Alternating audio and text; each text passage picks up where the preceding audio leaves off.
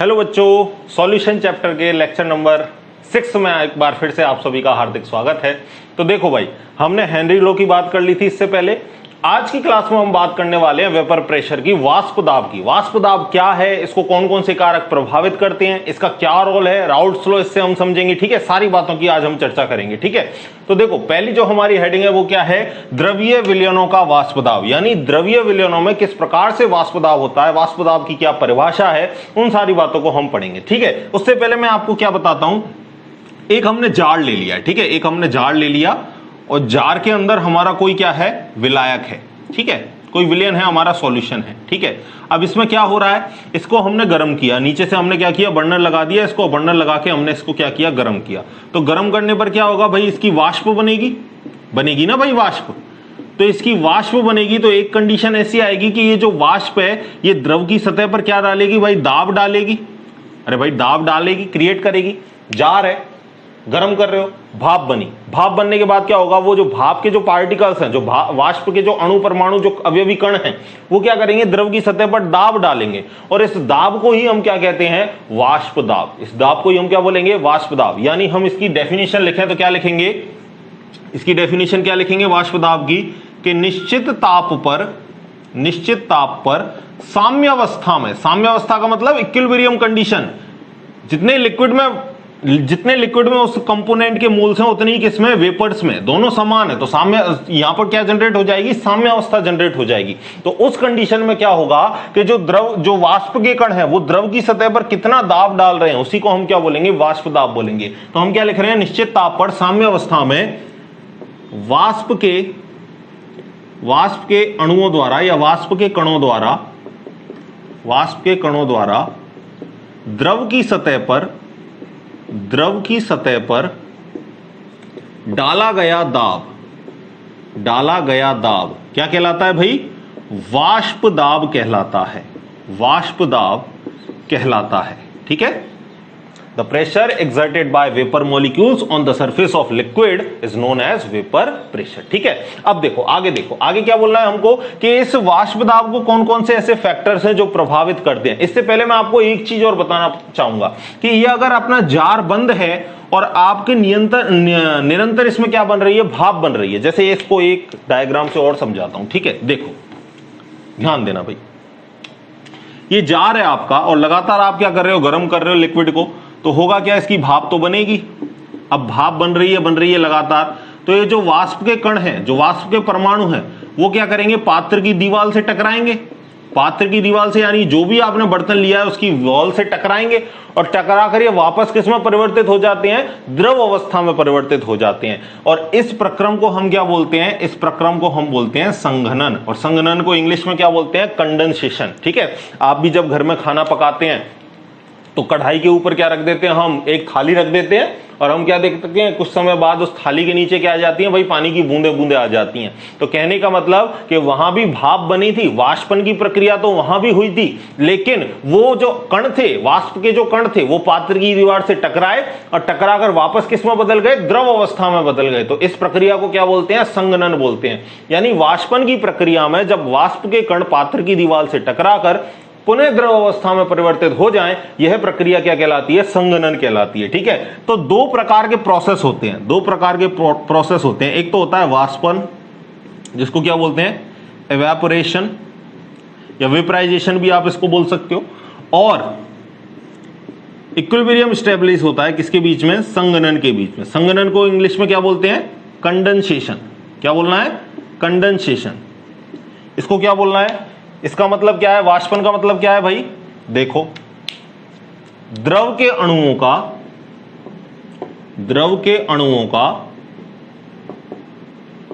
वाष्प में परिवर्तन,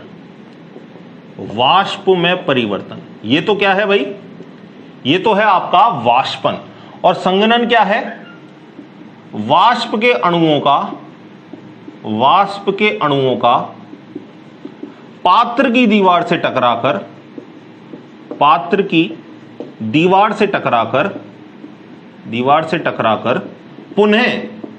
पुनः द्रव अवस्था में आना। पुनः द्रव अवस्था में आना, ये क्या कहलाता है आपका, ये कहलाता है आपका संघनन। ठीक है, तो यहां से दो बातें हमने पढ़ ली हैं, इन बातों को आप खासकर ध्यान रखोगे और आगे हम पढ़ेंगे कि वाष्प दाब को प्रभावित करने वाले कारक कौन कौन से हैं। ठीक है, पहले इनको लिख लो आप, फिर आगे की बात करते हैं। ये हो गया संघनन की कहानी। देखो भाई अगला देखो, अगली हमारी हेडिंग है वाष्प दाब को प्रभावित करने वाले कारक। देखो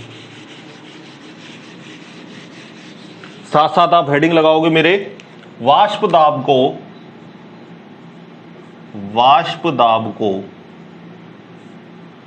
प्रभावित करने वाले कारक, प्रभावित करने वाले कारक। ठीक है, आप साथ के साथ नोट्स भी प्रिपेयर कर सकते हो भाई, क्योंकि जो क्लास पढ़ते समय जो आप नोट्स प्रिपेयर करोगे उनका जवाब नहीं है भाई, क्योंकि वो आपने खुद ने बनाए। तो ठीक है, कहीं से भी आपको नोट्स मिलते हैं वो अच्छी बात है, आपको पढ़ने के लिए स्टडी मटेरियल मिल जाता है, लेकिन क्लास के टाइम भी आप ऐसे नहीं कि प्रवचन सुन रहे हो सिर्फ कानों में लीड लगा के, आपको प्रॉपर कॉपी लेकर बैठना है और जो भी बातें यहां पर बता रहा हूं उनको आपको नोट डाउन कर, आपका पेन चलना चाहिए कॉपी में, मेन बात ये है। ठीक है भाई, देखो तो जो वाष्प दाब को प्रभावित करने वाले कारक है, मैं यहां पर दो कारकों की बात करूंगा। पहला जो कारक है वो है द्रव की प्रकृति, द्रव की प्रकृति। ठीक है, और दूसरा जो कारक है वो है टेम्परेचर। ठीक है, समझना, पहले वाले कारक को समझना, द्रव की प्रकृति। अब जो द्रव है उनके अवयवी कणों के मध्य दो प्रकार के बंध हो सकते हैं, या तो दुर्बल अंतराण्विक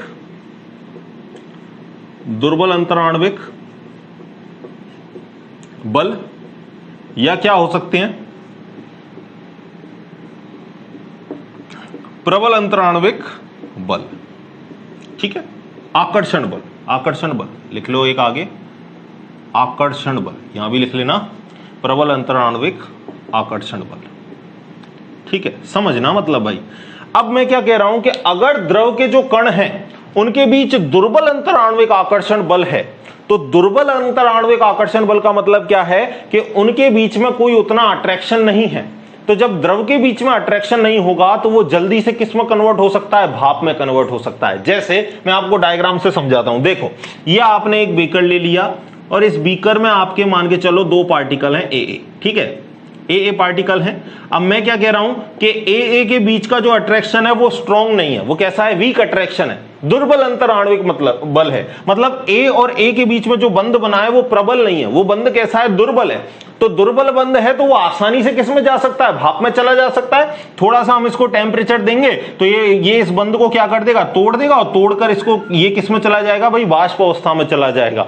तो कहने का मतलब अगर आपके पास दुर्बल अंतराण्विक बल है द्रव में, तो आपकी वाष्प कैसी बनेगी, ज्यादा बनेगी। ठीक है, आपकी वाष्प कैसी बनेगी, ज्यादा, तो वाष्प दाब भी कैसा होगा, ज्यादा होगा। समझ गए बात को, कि अगर द्रव के कणों के बीच में दुर्बल अंतराण्विक बल है तो वो आसानी से किस में कन्वर्ट हो सकते हैं, वाष्प में कन्वर्ट हो सकते हैं। तो वाष्प दाब के मान कैसे हो जाएंगे, बढ़ जाएंगे। यानी अगर द्रव आपका कैसा है, दुर्बल अंतराण्विक आकर्षण बल रखता है, तो वाष्प दाब के मान कैसे होंगे, ज्यादा होंगे। अब दूसरी कंडीशन हो गई कि जो द्रव है आपका, मैं मान लेता हूं इसमें पार्टिकल है हमारे बीबी, इसमें पार्टिकल है हमारे बीबी।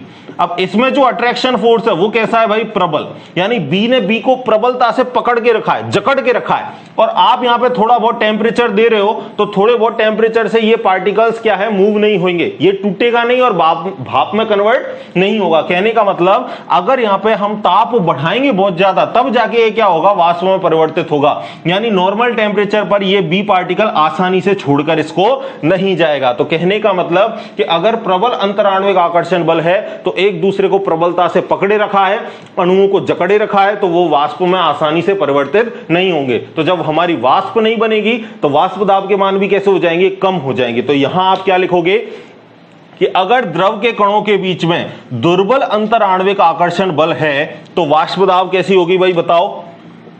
वाष्प दाब कैसी होगी, वाष्प दाब होगी आपकी अधिक। ठीक है, और अगर द्रव के कणों के बीच में प्रबल अंतराण्विक आकर्षण बल है तो जो वाष्प दाब आपकी होगी वो वाष्प दाब आपकी कैसी होगी, कम होगी। ठीक है, समझ गए बात को। दूसरी बात करते हैं टेम्परेचर की, ताप की। ठीक है, तो ताप आपको पता है, टेम्परेचर बढ़ाते हैं तो अणुओं की क्या बढ़ जाती है, गतिज ऊर्जा बढ़ जाती है, काइनेटिक एनर्जी उनकी बढ़ जाती है। तो गतिज ऊर्जा बढ़ जाएगी तो ज्यादा भागदौड़ करेंगे और ज्यादा अणु किस में परिवर्तित होंगे, वाष्प में परिवर्तित होंगे। यानी यहां पर हम सिंपल एक लाइन लिखेंगे कि ताप बढ़ाने पर द्रव के अणुओं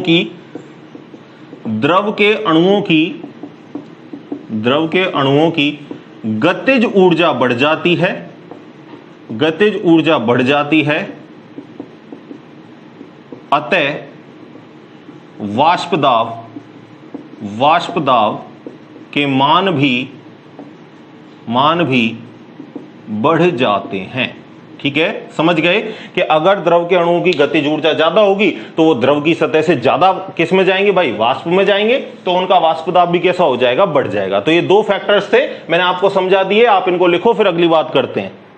द्रव की प्रकृति में मैं आपको एक बढ़िया सा एग्जांपल देता हूं, ठीक है ना, देखना भाई। डाईएथिल ईथर का वाष्प दाब अधिक होता है, जबकि अल्कोहल का वाष्प दाब कम होता है। क्यों, देखना भाई। अब ईथर की मैं बात करूं तो ईथर का फॉर्मूला क्या होता है, ROR। इस तरीके से दो क्या होंगे इसके पास, लोन पेयर होंगे ऑक्सीजन के पास। ठीक है, इसी तरीके से दूसरा भी हम ले लेंगे तो दूसरा भी क्या होगा, ROR होगा। ठीक है, यहां भी क्या होंगे, इसके पास दो लोन पेयर होंगे। अब इसके ऑक्सीजन और इसके एल्किल समूह के बीच में कोई अट्रैक्शन फोर्स नहीं है, कोई भी बॉन्ड नहीं है, कोई भी हाइड्रोजन बॉन्ड टाइप का नहीं है, क्योंकि हाइड्रोजन बॉन्ड आपको पता है किस किसके बीच में बनता है, हाइड्रोजन फ्लोरीन, हाइड्रोजन ऑक्सीजन और हाइड्रोजन नाइट्रोजन के बीच में बनता है। जबकि यहां R है और R का मतलब एल्किल, और एल्किल का मतलब क्या है, कार्बन आएगा। तो कार्बन और ऑक्सीजन के बीच में कोई प्रकार का अट्रैक्शन फोर्स यहां पर नहीं है। तो यहां पर कैसा आकर्षण है, दुर्बल आकर्षण है। दुर्बल आकर्षण है तो ये आसानी से किस में परिवर्तित हो जाएंगे, भाप में परिवर्तित हो जाएंगे। तो इनकी वाष्प दाब भी कैसी आएगी, ज्यादा आएगी, क्योंकि कोई अट्रैक्शन नहीं है। थोड़ा सा टेम्परेचर दो, फटाफट किस में कन्वर्ट होंगे, वाष्प में परिवर्तित होंगे। ठीक है, अब अगर हम बात करें किसकी, अल्कोहल की, तो अल्कोहल का फॉर्मूला आपको पता है क्या होता है, ROH। क्या फॉर्मूला होता है, ROH। इसी तरीके से दूसरा मैं ले लेता हूं ROH, इसी तरीके से तीसरा भी ले लेते हैं ROH। तो जब आप इसमें देखोगे तो ऑक्सीजन और इसके हाइड्रोजन के बीच में क्या बनेगा भाई, हाइड्रोजन बंध बनेगा, इंटरमोलिकुलर हाइड्रोजन बंध बनेगा। और हाइड्रोजन बंध के कारण ये क्या होंगे भाई, प्रबलता से एक दूसरे से जकड़े हुए होंगे। यहां पर आकर्षण बल कैसा होगा, प्रबल, क्योंकि यहां पर कौन सा बॉन्ड मिल रहा है, हाइड्रोजन बॉन्ड मिल रहा है। ठीक है, तो कहने का मतलब यहां आकर्षण प्रबल है, तो आसानी से ये भाप में परिवर्तित नहीं होंगे। तो भाप में परिवर्तित भी नहीं होंगे, जब वाष्प में परिवर्तित नहीं होंगे तो वाष्प दाब के मान भी कैसे हो जाएंगे, कम हो जाएंगे। ठीक है ना, समझ गए। चाहो तो इस एग्जाम्पल को लिखो, फिर आगे की कहानी पढ़ते हैं। लिख लिया भाई, चलो। अब अगली हेडिंग आप लगाओगे विलयनों में वाष्प दाब। अगली हेडिंग आपकी होगी विलयनों में वाष्प दाब, vapour pressure in the solution. ठीक है, लिखो अगली हेडिंग, विलयनों में वाष्प दाब। और विलयनों में वाष्प दाब की कहानी हम दो तरीके के विलयनों में पढ़ेंगे। ठीक है, पहला विलयन होगा आपका द्रव द्रव विलयन, द्रव द्रव विलयन में वाष्प दाब।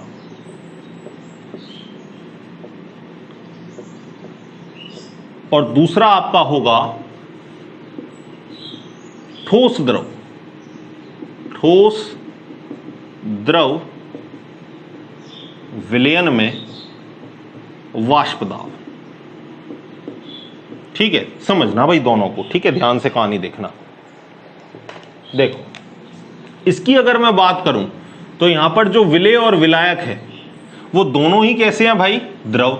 और जबकि दूसरे नंबर की मैं बात करूं तो विलेय तो कौन है, ठोस, और विलायक कौन है, द्रव। ठीक है, यहां पर देख लो पहले, ये तो आपका विलेय रहा, ये भी कैसा है, द्रव। और ये आपका क्या रहा, विलायक, ये भी कैसा है भाई, द्रव। यानी जो विलयन के अंदर दोनों कंपोनेंट है वो किस अवस्था में है, द्रव अवस्था में। और आप मुझे बताओ कि अगर द्रव अवस्था में है तो उसकी वाष्प आसानी से बन सकती है। यानी यहां पर जो दोनों अवयव हैं, जो दोनों घटक हैं, वो दोनों ही घटक कैसे हैं, वाष्पशील हैं, दोनों ही की भाप आसानी से बन सकती है, वाष्प आसानी से बन सकती है। तो यहां पर हम क्या लिखेंगे, यहां पर हम लिखेंगे कि विलेय विलायक दोनों द्रव अवस्था में हैं, यानी दोनों घटक वाष्पशील प्रकृति के हैं। दोनों घटक कैसे हैं? वाष्पशील प्रकृति के हैं। अतः विलयन का वाष्प दाब, अतः विलयन का वाष्प दाब, विलयन का वाष्प दाब भाई दोनों पे डिपेंड करेगा। कुछ विलय भी क्या बना रहा होगा? वाष्प बना रहा होगा। कुछ विलायक भी क्या कर रहा होगा? वाष्प बना रहा होगा। तो हम विलय के वाष्प दाब को हम दिखा देते हैं PA से, और विलयन के हम वेपर प्रेशर को दिखा देते हैं किससे? PV से। तो टोटल जो विलयन का वाष्प दाब है, जो PS है, PS का मतलब वेपर प्रेशर ऑफ सॉल्यूशन, विलयन का वाष्प दाब, ये किसको दिखा रहा है भाई?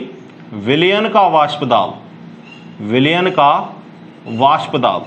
तो जो विलयन का वाष्प दाब है वो PA पर भी निर्भर करेगा और किस पर? PV पर भी निर्भर करेगा। यानी जो PS आएगा वो किसके योग के बराबर आएगा? विलय और विलायक के वाष्प दाब के योग के बराबर आएगा। क्यों? क्योंकि दोनों ही क्या बना रहे हैं भाई? भाप बना रहे हैं। तो विलयन की जो ओवरऑल वाष्प दाब आएगा वो इन दोनों का ही क्या होगा? सम होगा, योग होगा। ठीक है, आगे बात करते हैं ठोस और द्रव विलयन में वाष्प दाब। ठीक है, तो यहां पर भाई एक डायग्राम से मैं आपको इसको समझाता हूं। देखो, यह आपके पास एक जार है, ठीक है, इसी तरीके से एक दूसरा जार भी ले लिया हमने। अब यहां पे हमने लिया है पहले शुद्ध विलायक। शुद्ध विलायक का मतलब चलो पानी ले लिया हमने, शुद्ध विलायक लिया है। तो शुद्ध विलायक की क्या होगी भाई? बढ़िया से भाप बनेगी, बढ़िया से भाप बनेगी, वेपर बढ़िया से बनेगी इसकी। देखो एक सेकेंड, ये हमने जार ले लिया, चलो इसकी बढ़िया वेपर बन रही है, ये बन गई वेपर भाई खूब सारी। क्या है इसके अंदर? इसके अंदर है शुद्ध विलायक, बिल्कुल प्योर पानी। तो शुद्ध विलायक है तो कोई दिक्कत नहीं है, बढ़िया भाप बनेगी इसकी। अब हमने क्या कर दिया? इस विलायक के अंदर हमने डाल दिया थोड़ा सा इसमें ग्लूकोज। क्या डाल दिया हमने? ग्लूकोज। क्या मिला दिया भाई इसमें? ग्लूकोज। अब ग्लूकोज कैसा है भाई? ठोस। कैसा है भाई? ठोस। और साथ में इसकी प्रकृति कैसी है? अवाष्पशील, यानी इसकी भाप नहीं बनती। अवाष्पशील को इंग्लिश में क्या बोलते हैं? Non volatile. कैसा नेचर है इसका? नॉन वॉलेटाइल, मतलब ग्लूकोज की भाप नहीं बनती। शक्कर हुआ, ग्लूकोज हुआ, ठीक है, यूरिया हुआ, ये सब कैसे हैं भाई? आपके नॉन वॉलेटाइल, अवाष्पशील, इनकी भाप नहीं बनेगी। भाप तो किसकी बनेगी? पानी की ही बनेगी। तो जब आप इसमें ग्लूकोज मिलाते हो तो होता क्या है कि पहले तो इसकी सरफेस पर सिर्फ और सिर्फ किसके कण थे? पानी के कण थे। तो पानी आसानी से क्या कर रहे थे भाई? भाप बना रहे थे।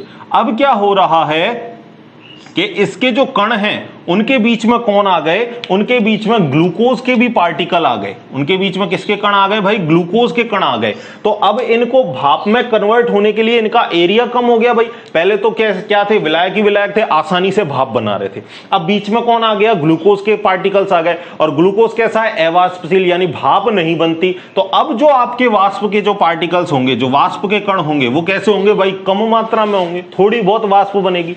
यानी यहां तो विलयन की वाष्प में क्या आ गई? कमी आ गई। तो हम लिखेंगे वाष्प में कमी। तो वाष्प में कमी होगी तो वाष्प दाब में भी कम होगी। और हम यहां के लिखेंगे वाष्प दाब में कैसी होगी? अधिकता होगी, क्योंकि वाष्प ज्यादा है तो वाष्प दाब में भी अधिकता होगी। अब अगर मैं आपसे बोलूं कि आप विलयन का वाष्प दाब बताओ, तो विलयन का वाष्प दाब कैसे निकालोगे? विलयन का वाष्प दाब कैसे निकालोगे? बताओ भाई। अगर मैं आपसे बोल दूं कि इस कंडीशन में जैसे आपने यहां पे निकाला था ना विलयन का वाष्प दाब, ऐसे आप यहां पर विलयन का वाष्प दाब निकाल के बताओ भाई। तो विलयन का वाष्प दाब कैसे निकालोगे भाई? कि पहले कितना वाष्प दाब था, यानी P0 शुद्ध अवस्था में शुद्ध विलायक का वाष्प दाब। ठीक है, विलायक के लिए हम क्या यूज कर लेते हैं? A, और विलय के लिए हम क्या यूज कर लेते हैं? B। ठीक है, यहां भी सही कर लेना। विलय के लिए हम इस चैप्टर में हमेशा B का यूज करेंगे, और विलायक के लिए हम हमेशा इस चैप्टर में किसका यूज करेंगे? A का यूज करेंगे। विलय जहां भी आ जाए वहां समझ जाओ B आएगा, और जहां भी विलायक है वहां हम किसका यूज करेंगे? A का यूज करेंगे पूरे चैप्टर में। ठीक है, तो विलयन का वाष्प दाब कैसे निकालेंगे भाई? कि भाई शुद्ध विलायक का वाष्प दाब कितना था? बाद में हम क्या कहेंगे कि वाष्प दाब में कमी कितनी आई?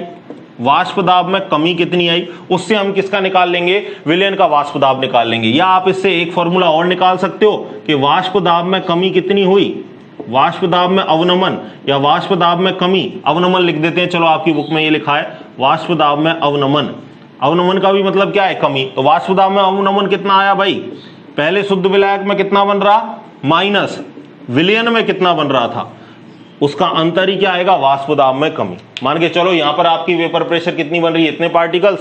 यहां पर आपके इतने से पार्टिकल्स बने तो कमी कितनी हुई, इसमें से इसको घटा दो, वो कमी आपकी निकल आएगी। तो ये वाला फॉर्मूला जो लास्ट में मैंने आपको लिखा है, ये आपको याद रखना है कि वाष्प दाब में कमी या वाष्प दाब में जो अवनमन आया वो किसके बराबर आया, शुद्ध विलायक के वाष्प दाब माइनस विलयन के वाष्प दाब, ठीक है, उनका जो अंतर है वही क्या आया, वाष्प दाब में कमी। तो यहां मैंने आपको विलयनों में वाष्प दाब का कॉन्सेप्ट समझा दिया, एक बार आप इसको लिखो फिर हम बात करते हैं।